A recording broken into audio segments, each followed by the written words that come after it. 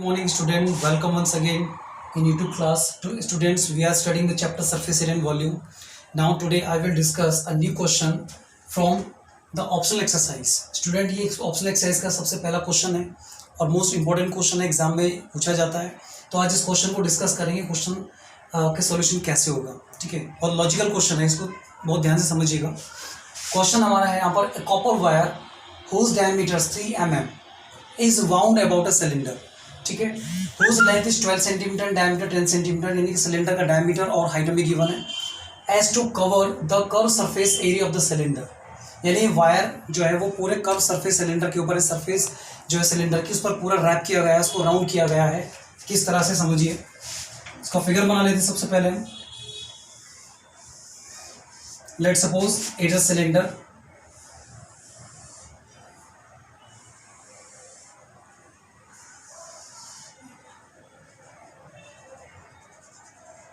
ये कुछ सिलेंडर है और इस सिलेंडर के ऊपर एक वायर को रैप किया गया है.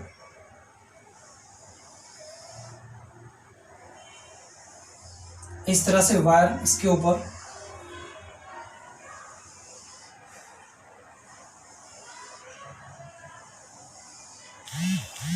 जबकि इसकी टोटल हाइट कितनी सिलेंडर की 12 centimetre, it is already given in question. और इसका डायमीटर कितना है 10 सेंटीमीटर है. बट नाउ जो वायर इसके ऊपर लपेटा गया है, जो उसके चारों तरफ राउंड किया गया है, उस वायर का जो डायमीटर है वो कितना है 3 mm. अब सोच के देखिए, एक राउंड में जब एक राउंड इसके ऊपर वायर रैप किया गया तो एक राउंड में इस सिलेंडर की कुछ हाइट तो कवर करेगा, सर्टेन हाइट, और जो हाइट कवर करेगा वो सर्टेन हाइट कितनी है, यानी कि इसका जो डायमीटर है उसके डायमीटर के बराबर. और ये डायमीटर कितना है इसका 3 mm. इसका मतलब हर एक पे 3 mm अगर ये कवर करता चला जाता है तो इस तरह से कितने सारे टर्न्स हो सकते हैं. अब ये मुझे नहीं पता कितने नंबर ऑफ टर्न्स होंगे, बट एक टर्न पर ये पता है कि 3 mm की हाइट कवर करता है. तो सबसे पहले इसका नंबर ऑफ टर्न्स निकाल देते हैं कि कितने टर्न्स इस पर रैप किया गया. ठीक है, लेकिन यहाँ पर ध्यान दीजिएगा ये mm में है 3 mm, बट हमें चाहिए यूनिट किसमें, सेंटीमीटर है, ये सेंटीमीटर, तो उसको भी सेंटीमीटर कन्वर्ट कर लेते हैं. तो लिख लिए यहाँ पर, सॉल्यूशन देखिए कैसे होगा. फर्स्ट राइट डाउन, जो हमें गिवन है वो लिख लेते हैं. एक तो हमें गिवन क्या है, diameter of cylinder, diameter of cylinder that is d is equal to 10 centimetre. तो यहां से इसकी रेडियस क्या हो जाएगी, radius of cylinder that is r is equal to 5 centimetre. Now height of cylinder, height of cylinder that is h is equal to 12 centimetre. Now diameter of wire, तो diameter of wire,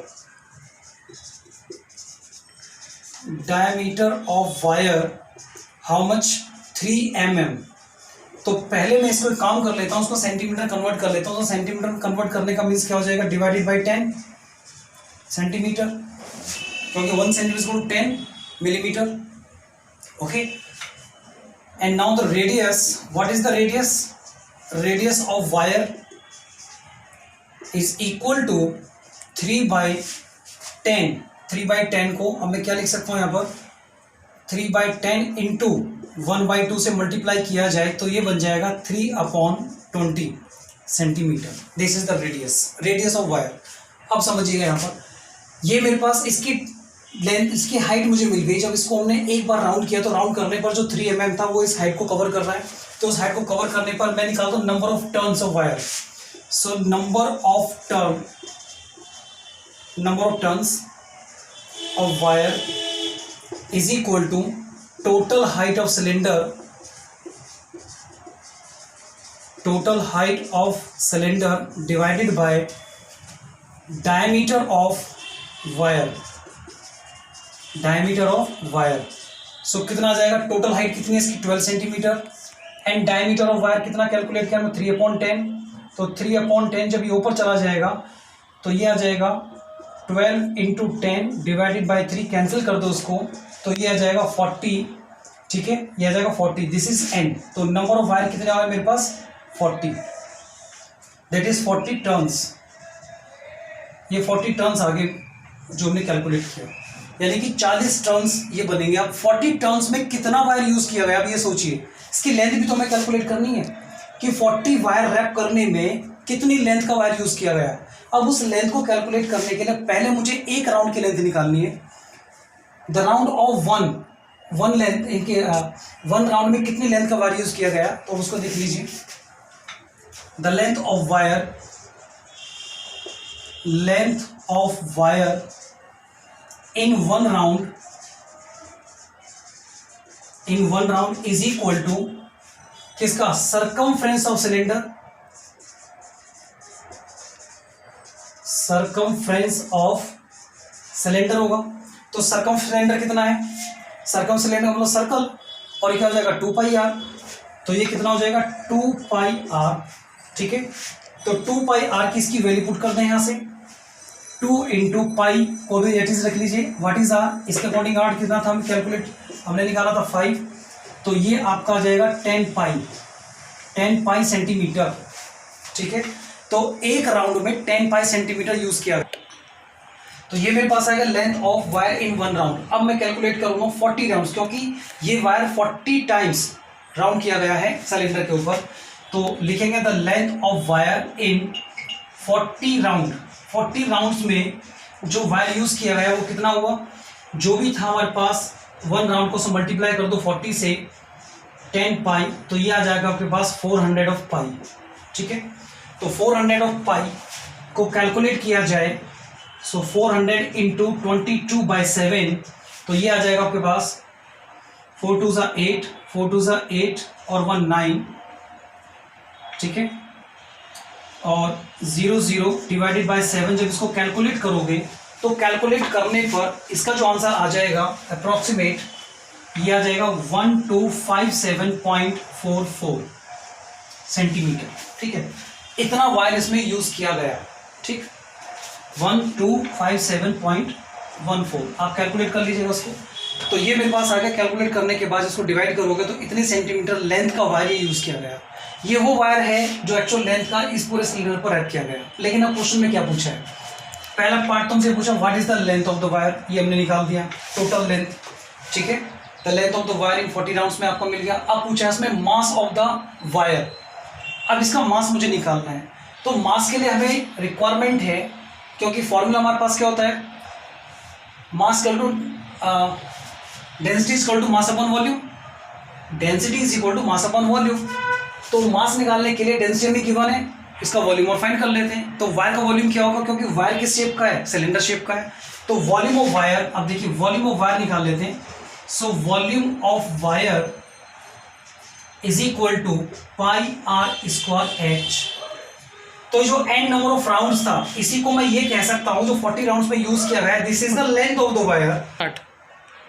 so तो हमने निकाला है, अब मुझे क्या चाहिए, इसका वॉल्यूम चाहिए, तो वॉल्यूम ऑफ वायर, तो वॉल्यूम ऑफ वायर में हमने जो टोटल एंटायर लेंथ फाइंड की इसकी सिलेंडर के जो वायर हमने रैप किया, तो उसको मैंने लिख दिया लेट द टोटल, यानी कि length of the wire, total length of wire it becomes H. ये क्या है, इसको मैं एक तरह से एच भी कह सकता हूं, ठीक है, यानी कि जो लेंथ है वो कन्वर्ट हो जाएगी एच में। तो पाई आर स्क्वायर एच की वैल्यू पुट कर दें, पाई 22/7, व्हाट इज आर, इसकी आर हमने निकाली थी यहाँ से 3/20 का whole square, what about of h, h कितना हमारे पास आया 1257.4, ठीक है। और जब इन को कैलकुलेट करोगे 22/7 इंटू 3 3 9 ओवर 400 इंटू 1257 इंटू 14, तो जब आप इसको कैलकुलेट करोगे टोटल ओवरऑल को, तो ये आपके पास जो आएगा 88.8 समथिंग, 89 ये समथिंग में आपका आंसर आ जाएगा ये, ठीक है, 898, ठीक है। तो ये मेरे पास आ गया यहाँ पर सेंटीमीटर क्यूब। नाउ अब इसके बाद हमें क्या करना है, अब निकालना है इसका मास निकालना है। तो we know that density is equal to mass upon volume. तो कैलकुलेट करते हैं यहां से, तो मास क्या हो जाएगा, mass is equal to density into volume. अब इसका जो मास हम कैलकुलेट करेंगे, तो मास भी हमें कितना, डेंसिटी कितनी गिवन है इसकी वायर की क्वेश्चन में गिवन है 8.88, सो 8.88 और इसमें मल्टीप्लाई किया जाए वॉल्यूम से, तो वॉल्यूम कितना था 88.898, और जब आप इन दोनों को मल्टीप्लाई करते हैं तो मल्टीप्लाई करने पर ये जो आंसर आएगा 798 ये आ जाएगा 41 जी, ठीक है, ग्राम में आ जाएगा क्योंकि हमारे ग्राम पर सेंटीमीटर क्यूब था, और अगर इसको किलोग्राम में कन्वर्ट करना है तो किलोग्राम में आ जाएगा ये 0.798 kg, ठीक है, समथिंग इसका आंसर आ जाएगा। तो स्टूडेंट्स ये था इसका क्वेश्चन का सॉल्यूशन जो आपको मैंने बताया, ये इस क्वेश्चन का सॉल्यूशन था, और आई होप इसको आपको समझ में आया होगा। इंपॉर्टेंट क्वेश्चन है क्योंकि इसके अंदर कुछ लॉजिकल थोड़ा सा पार्ट है जो आपको मैंने यहाँ समझाया, बस वो पॉइंट यही है और कहीं भी नहीं है, इसको अगर थोड़ा समझ लेंगे तो अच्छे समझ में आ जाएगा, ठीक है। तो स्टूडेंट्स आज की वीडियो में इतना ही, अगली वीडियो में नेक्स्ट चैप्टर को लेकर के फिर हम डिस्कस करेंगे कुछ नए क्वेश्चंस के साथ। तब तक के लिए wish you all the best, have a good day.